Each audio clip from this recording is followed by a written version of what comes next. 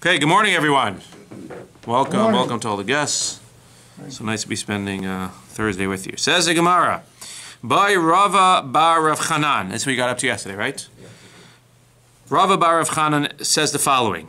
This is a very complicated case, but we'll make it hopefully clear. Chitin shazar and bekarka. We know that when you plant something, so we said yesterday, I believe, you might have said yesterday, but it came up at the end of yesterday's Gemara, that in terms of, we're going to call it matiring. I was going to say pottering, but really the right word is matir.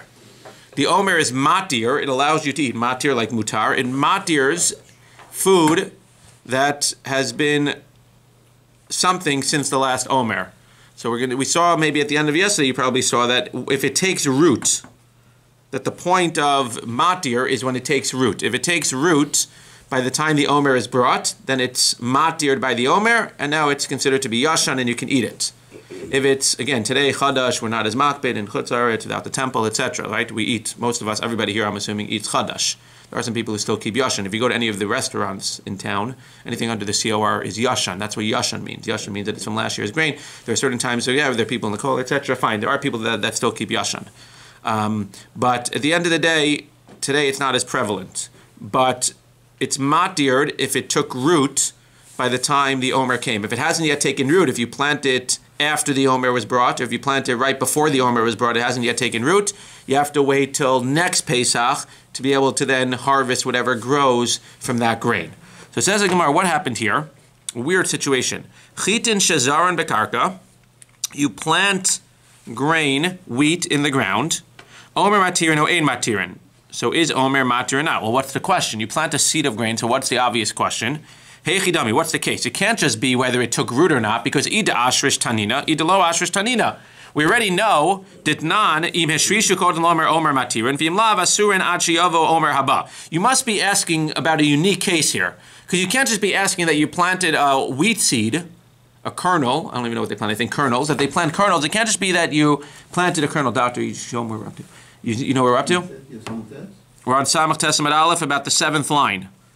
So, Rava bar Chanan. So it can't just be that you planted a regular wheat kernel, because at the end of the day, that's a pasha question and a pasha answer. We don't need to ask that question in the base medrash. Everybody knows if it takes root, it's matired. If it doesn't take root, it's not matired. So what's this complicated question that you're asking about when you're getting up and asking this question in the base medrash? So the Gemara is... What? The machlokas was what is considered rooted. Okay, so we already had that discussion again, and over there, yesterday, we even said that it had to do with the leaf, that there was a whole question by the leaf, but nobody seemed to be bothered by the fact that if the seed takes root, nobody was asking that, right? Even yesterday, the question was hanasa v'chanata of the leaf, not of the actual root. The root is it's either took root or it didn't take root. That's, if you want to say it's a scientific question, fine, but that's not a question right now. Everybody knows that. So what's this complicated question that you want to know? So again, why you would do this unclear, but what do? Lo tzricha dechazdinhu v'zarinu kodem laomer. So what do? As Rashi explains, you plant a seed, fine. It doesn't yet take root, right? And now, v'zarinu kodem laomer. So now what do? You harvest it before the omer. So again, you planted Rashi. Delo sharinu omer dishtaqed. You planted it, kodem laomer, v'lo ishrishu b'shas omer zeh. And it hasn't yet taken root in this omer. So you plant something, and it takes root. But this is after the last omer. So the omer comes, the next month you plant it, and it takes root. If you would leave it now until the next omer, there's nothing to talk about. For sure it's going to be matired with the omer. But what do now?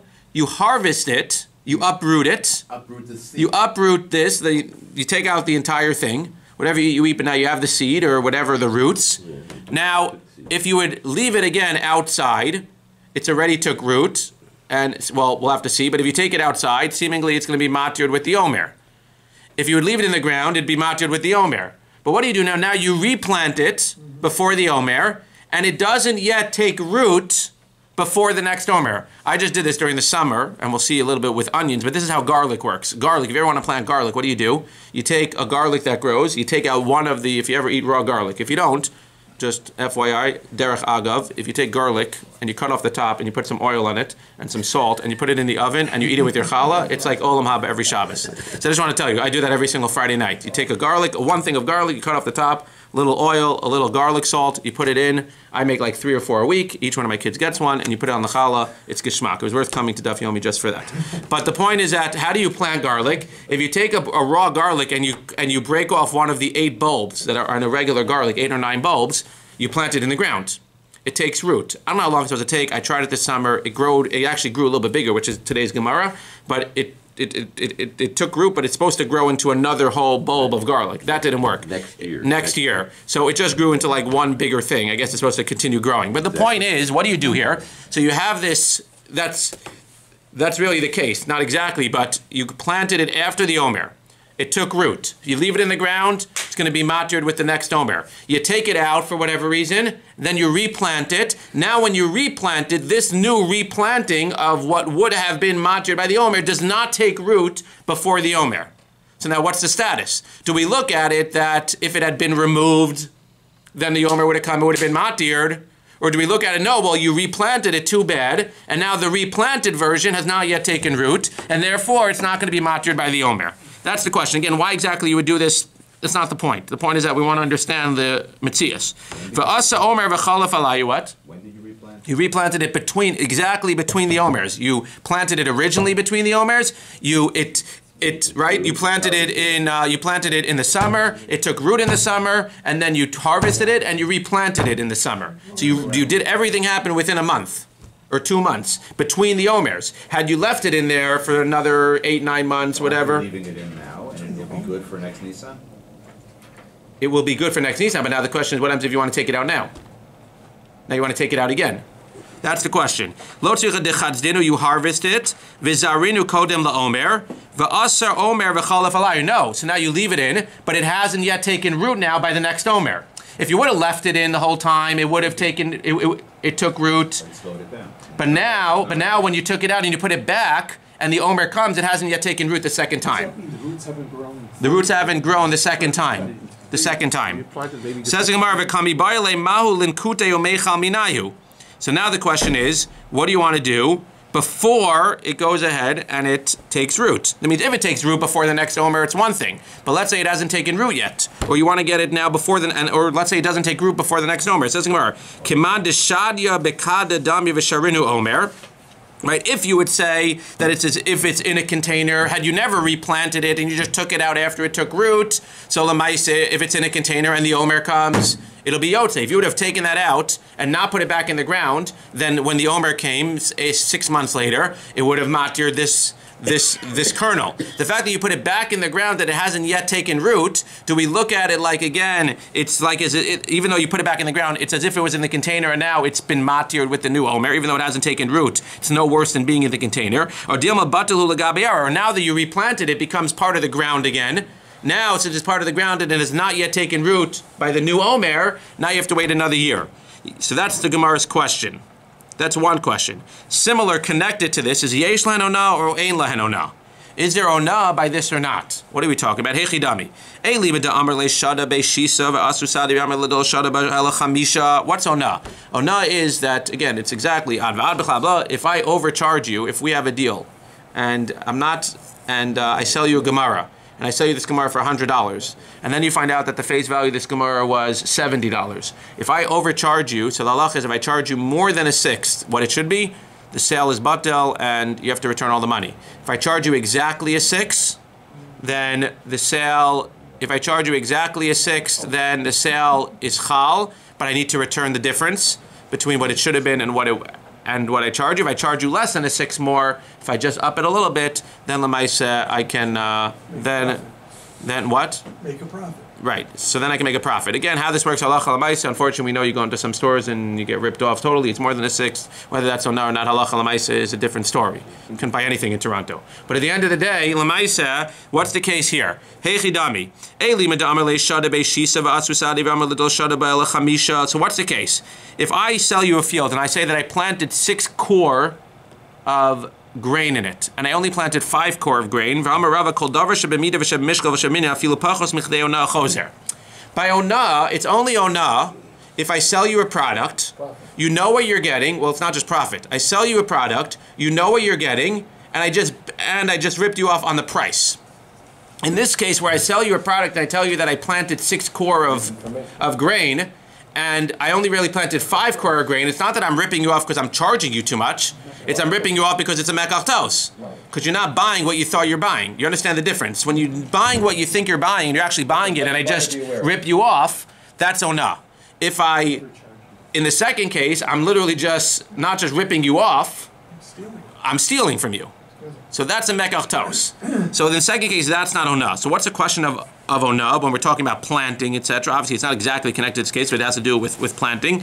Ela da'amar le shadiba kidabayla. This is a little bit hard to understand, but I think what it's saying is that I said to you that I planted as much grain as the field can hold. So I'm selling you a field planted with grain. And witnesses come and say that I didn't plant enough for the whole yield. So I thought this was similar to selling you 5 versus 6. The Gemara is not learning like that. The Gemara is learning that you bought a fully planted field. It's just because I planted less, so it's not. It's sort of like you're getting what you bought, but now I'm overcharging you because I planted a little bit less. You understand? It's a little bit of a dockistic point because in the other case we're saying that I ripped you off. You're stating a number. Right. There I'm stating a number. Here I'm not stating any numbers. Since I'm not stating numbers, I'm saying I'm selling you a fully planted field, and Sadim are coming, it's not fully planted, so it should be a menachos, but it's really not. The Gemara, I think the Rishonim talk about it, he brings it down over there, but it's not a menachos. For whatever reason, the Gemara is saying this is still like buying something and you know what you're getting and you're getting it, I'm just overcharging you, because I didn't put in all the grain. So the Gemara says, Yeshan ona, the command shadya, bekadam, damya, v'yeshan ona. So now the question becomes again, planted grain, not exactly the same conversation, but is planted grain that's in the ground, is it batel to the ground, similar to what we wanted to know before about this grain that you harvested and then replanted, is it batel to the ground, or is planted grain a separate entity? If it's a separate entity, then again, in the case before, it was already matured by the omer. If it's not a separate entity, then it gets batel to the ground. Well, similar by ona, again, a totally different case, but if the planted grain is batel to the ground, so then what? If it's batel to the ground, so then it's karka. We know that there's no din of ona by karka. There's no such thing as overcharging by karka. If I charge you $1 million for a house, that it doesn't matter because you know that you're going to pay more, etc.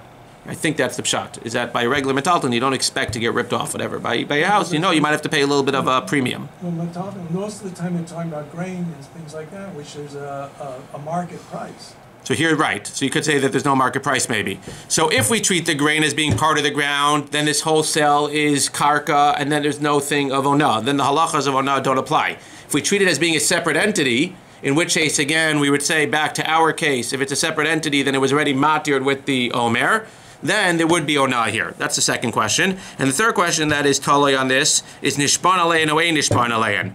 That what? If you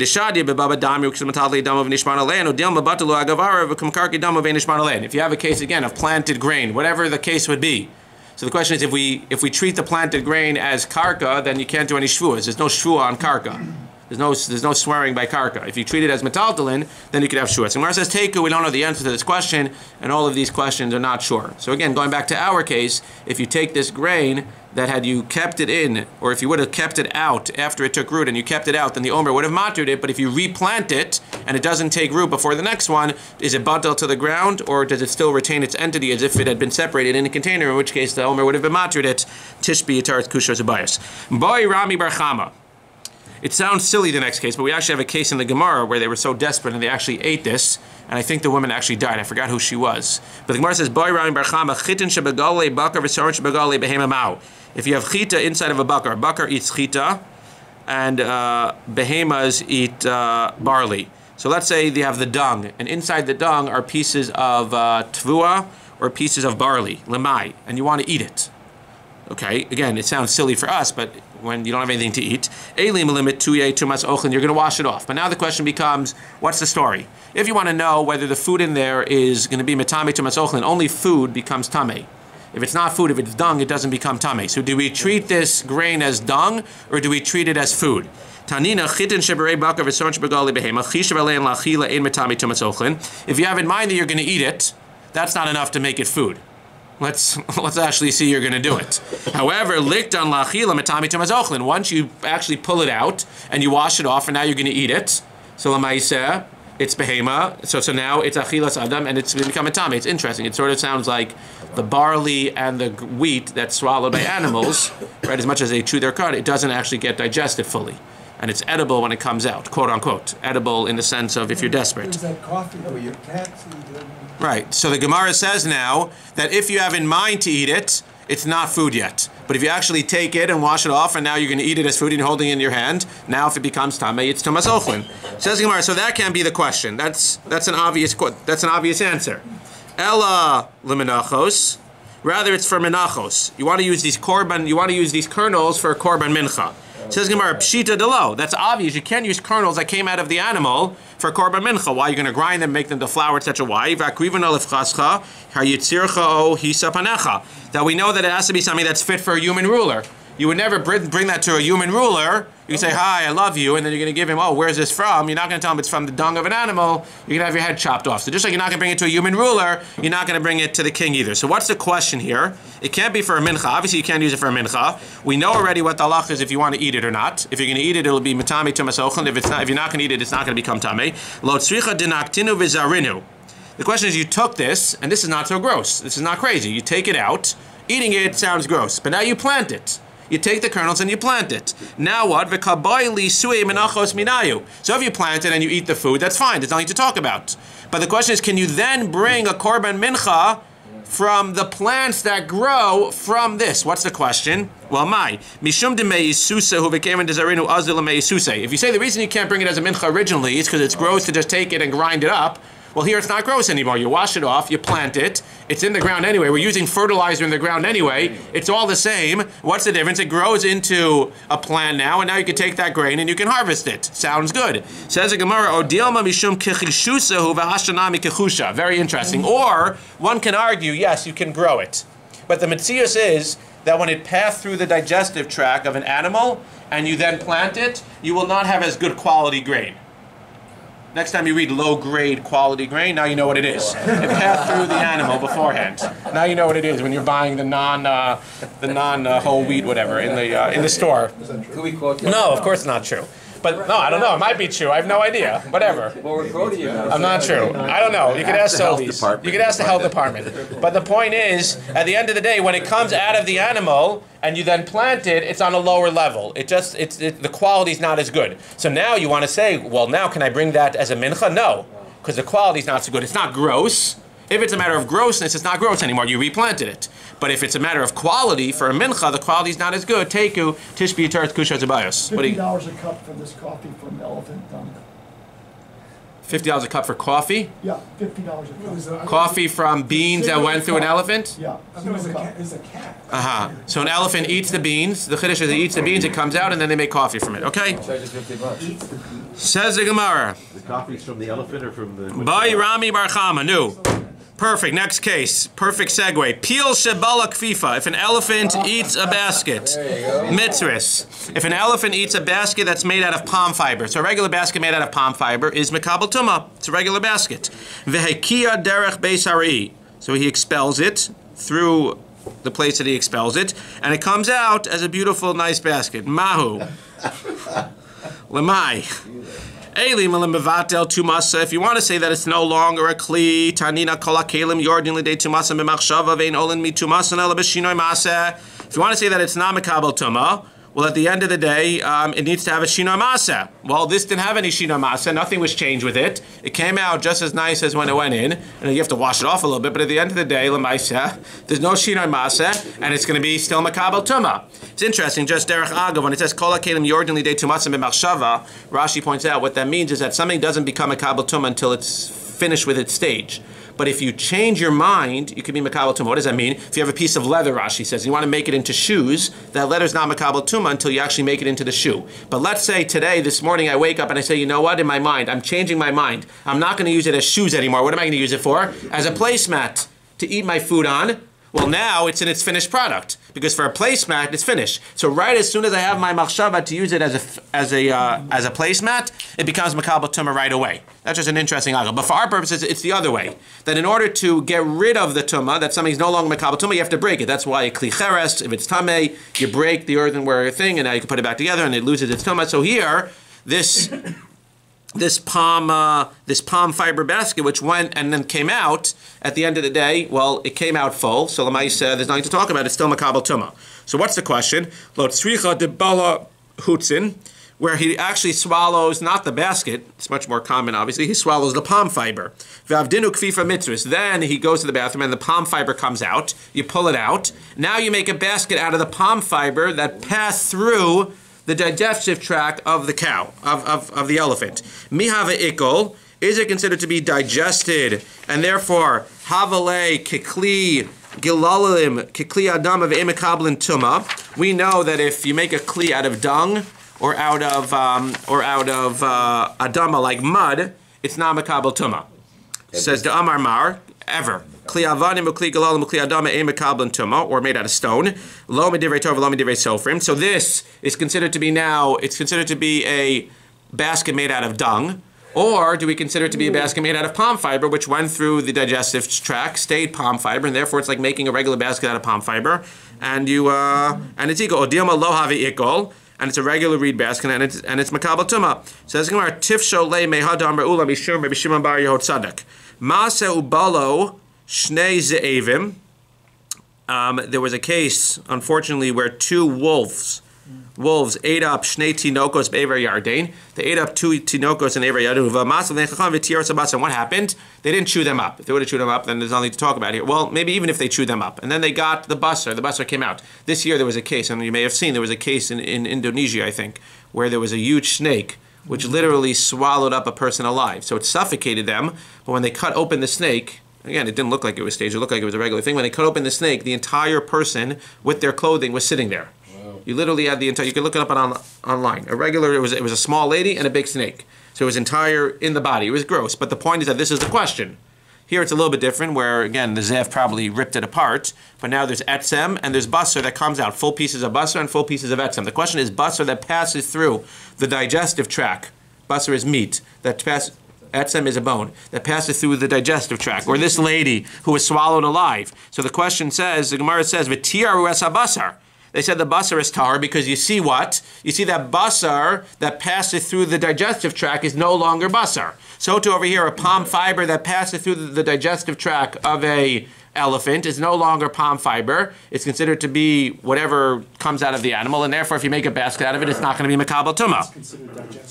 It's considered to be digested. Shani basar dirakich. Gemara says no. Maybe basar is different. It's considered to be digested because it's soft. Maybe the palm fibers which are not soft, lemaisa, are going to be considered to be not digested. V'liv shomi sefer, but the sefer says v'tumah v'timur esat samos. They said that the bones, if you then touch, are not considered to be digested. So maybe we should say that the palm fibers are not considered to be digested. Shani atzamos da kushe tvei. Gemara says you can't prove anything from this case because the bones are harder and are going to, I guess, change form less. The bones are harder than the palm fiber. The basar is softer than the palm fiber. Therefore, the basar, I understand why you're going to say that it's digested and it's no longer basar. The bones, I understand why you're going to say that they're not digested and they're still bones and they're going to be makabel tumah. But what exactly is the status of palm fiber? He doesn't say teku, but it's a teku. We don't know.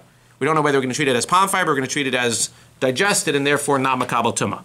BAYT Rabbi Zev Chitin sheyardu ba'avimau. You thought that was cool. What happens if it rains? And when it rains, it doesn't just rain, it rains grain as well. How does that happen?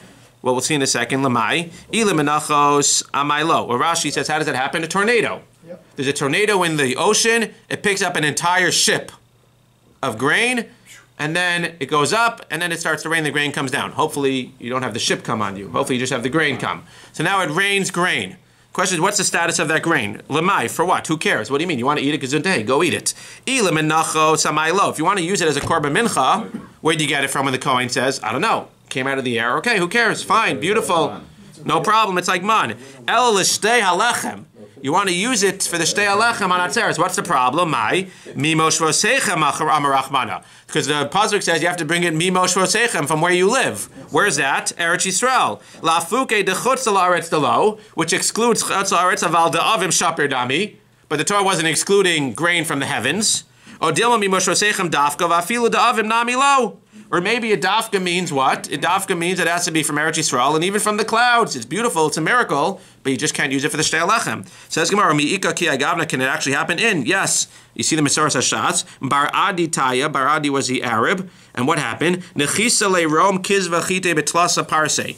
He somehow had come down from the clouds. He had a large amount, a layer of wheat that was a kizva high, which is like a tefach plus like this of wheat that came and covered 3 parsos of his field. Very cool. Says the Gemara, Boy Reb Shimon ben Pazi. Gets a little bit complicated here, but let's try to make it clear. Shiboles. So now we're not dealing with a seed anymore. Now we're dealing with an actual ear of grain. So you have an actual ear of grain, which, again, you can go ahead and you can eat, and seemingly the Omer was matirit. Shibolet shehivia shlish kodem laOmer. So not only did it take root, it actually grew a third before the Omer. Again, I don't want to get too much into the shlish, but you have an ear of grain, which seemingly was matired by the Omer. What do? V'akra, you go ahead and you uproot it before the Omer. So now you have you don't just have a seed that took root. You have a seed that took root and actually turned into an ear of grain. And if you leave it in there now and the Omer comes, of course it's going to be matired. Even the seed will be matired. But now you pull this out before the Omer. Ve'akra. V'shatla la'achar Omer. So now what happens? You have it in your house. This is different than the other case, because the other case you replanted it again before the Omer came. Now I have an ear of grain that's in my house, and the Omer comes. Mahu. Well, what's the Gemara's question? I don't understand. You have an ear of grain in your house. When the Omer comes, what's the question? Of course you can eat it. If it was in the ground and it took root, you could eat it. And if it's in your house, the only question we had before was because if you replant the seed, do we treat it as if it's in your house, which of course you can eat, or do we treat it as if it's batel to the karka? But what's the question here? The question here is that it's in your house. I don't understand what the question is. Now, after the Omer, you replant it. So after the Omer, you could have eaten it today, but now you choose to replant it. What's the shaila? Says the Gemara, vehosifa. What happens now that you replant? Usually you plant zera. Usually you replant a seed. Now you're replanting an entire ear of corn, an entire ear of grain. What's going to happen to that ear of grain? Like I mentioned by the garlic. It's going to hosifa. It's going to get much bigger and it's going to make more grain. So now the question becomes, just outside for a second, yes, this grain, this ear of grain that you planted was already matired by the Omer, but now it went ahead and it grew all this other grain. So if we go after the root was already matired by the Omer. So now if it grows for 6 months, if I plant it right after the Omer, I can take that grain and I can eat it right away. Because the root, the basis of it was already matired. A regular seed that you plant is not matired by the Omer. You have to wait until it grows, until it takes root. This was already matired by the Omer. It was sitting in my house when they brought the Omer on the second day of Pesach. The day after Pesach is over, I plant it, and 3 months later, during the summer, it's ready. Can I then take all that grain that didn't come from a seed, that came from something that was already matired by the Omer and just eat it? Or do we say that once I replant it, so now all of that stuff sort of batels the ikr, batels the root, and now everything needs to wait, including the root, needs to wait until the next Omer? That's the Gemara's question. Basar ikar azlinan v'sharya Omer. Either you can go after the ikar, which is the replanted grain, which was again for sure matired by the Omer because it was sitting in your house when the Omer came, and therefore you can eat everything in 3 months, and you can eat it 9 months before next Omer goes. O dilma basar tosefes azlina v'chiyavo Omer haba. Or you can go after the tosefes, what grows from it. Either it itself becomes bigger, which is how the Gemara seems to sound. Either it grows into a much bigger plant, or it itself just expands in size, or both. So, or you go based on what expands, and that stuff all happened when? After the Omer was brought. Now you have to wait till next Omer. Says the Gemara, Tifshal le'mehad Omer v'avo Omer v'yochanan.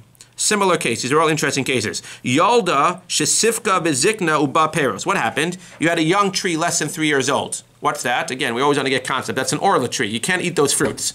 You take a branch from a young tree with orla fruits, and you graft it together with an old tree, which is no longer orla. And those fruits that were orla a minute ago are now part of a tree that's no longer orla.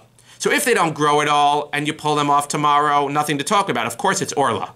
The question is, what happens if it grows now for 6 months? Forget about, again, we're not dealing with the omer now. It grows for 6 months, and what was a little fruit like this, a tiny fruit, is now a huge fruit, which is 100 or 300 times the size that it was originally. Or one fruit turns into 1,000,000 fruits. So if we go after the root, then what? The root was orla, and everything that grows from it is orla. Or at least, again, that's why I don't want to complicate it, or maybe at least maybe all the fruits that grow for the next whatever amount of years until the original tree would have reached 3 years old is orla. Definitely this original fruit. So it says the Gemara, Afilu hosif b'masayim aser. Even if you go ahead and it increases 200-fold. Why did it say 200-fold? Because in general, orla is batel in 200. So let's say it increased 200-fold. That's why I wanted to give an example. I think it's that more fruits are growing as well, but let's just concentrate on these actual fruits. These actual tiny fruits that started to grow, you put them and you graft them into the tree, and then they grow exponentially 500 times bigger. So now these actual fruits, the basis of these fruits, these actual fruits, the ikar, is orla. But now the orla is quote-unquote been batel with the 500-time exponential growth on a non-orla tree. If you go after the ikar here, then what? If you go after the ikar, you're going to end up with a chumrah. In the case that we just had by omer, if you go after the ikar where you replanted this grain that was sitting in your house when the omer came, if you replanted it, what? Then we have a kula. Then everything can be eaten before the next omer because the root has already been matir. In this case, and the next case, it's going to be a chumrah. Because if you go by the ikar is from an orla tree. You can't eat it till 3 years is up. What's a similar case? Says the Gemara, so we want to say afilu hosif masayim aser. So we want to learn that we're going to go after the ikar, and therefore in the other case we'll be matir, and in this case you'll be aser. Also, Amar of Shmuel bar Nachmani Amar Rabbi Yonasan, batzah, like I gave you, an onion or a garlic, sheshadlu bekerem. If you plant a garlic or an onion in a kerem, which is kilei kerem, it's aser. You're not allowed to plant another fruit or vegetable next to a vineyard. So now you're grafting grapes, or you're planting them next to grapes. Now this entire mixture is aser. V'nekar kerem. Let's say you then uproot the kerem, you uproot the vineyards, you uproot the grapes. So now you have onion that was planted b'isser, but now the grapes are gone. If you go after the roots took place while it was aser, and therefore this is aser. But now if this onion or this garlic grows 500 times exponentially and it's batel the roots, then now you no longer have kilei kerem and you could eat it. Says the Gemara, afilu hosif b'masayim aser. Even if it grows exponentially, it's aser because we go after the roots. So again, the bottom line is at this point we want to say that we go after the roots, which in the last 2 cases will result in a chumrah. In the case of orla, you'll have to wait for the full 3 years. In the case of the onion, you won't be able to eat it because the roots were a problem. The roots were possible. The roots were from an orla tree or the roots were kilei kerem. But it will come out with a kula in our case where if you take this grain that was in your house at the time of the omer, it was matir by the omer. If you then plant it the next day and you let it grow for 3 months, whatever grows from it you could theoretically take and not have to wait for the next omer because the roots were already matir. Says the Gemara, good try. Hagufa, once again, he gufa kami bayale. That's our exact question. Maybe the Rabbanan only said that we go after the roots when it's going to be a chumrah, like in the case of orla, or in the case of kilei kerem. But when it's going to result in a kula, like our case of omer, where you'll now be able to eat whatever grows from that grain, which was planted right after Shavuos, or right after Pesach, whatever grows from that grain for the next 3 months, it's going to result in a kula. You don't have to wait another 9 months. We won't say that. Maybe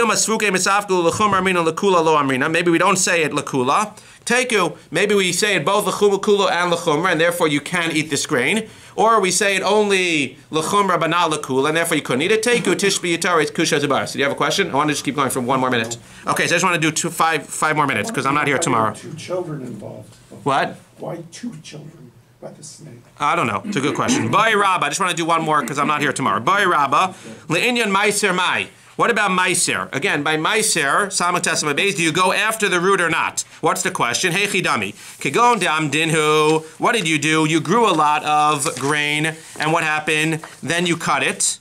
So usually what are you supposed to do? You're supposed to cut it, you're supposed to thresh it, you're supposed to put it into a pile. And then we said meruach, when you smooth the pile, now it's chayiv and shumas and meiser. Here, you chose for whatever reason, you wanted to replant it, but you didn't want to wait the entire process. So what do? You pulled out the grain, you cut all the grain, you want to get it out of the field, and you want to plant it right away, replant some of it before you do the threshing. So what do? So you took an estimate. Usually when you do the meruach, you know exactly how much grain you have, you know how much mice you have to take off. So now you did an estimate and you stuck some of the actual stalks, the grain stalks, back into the ground.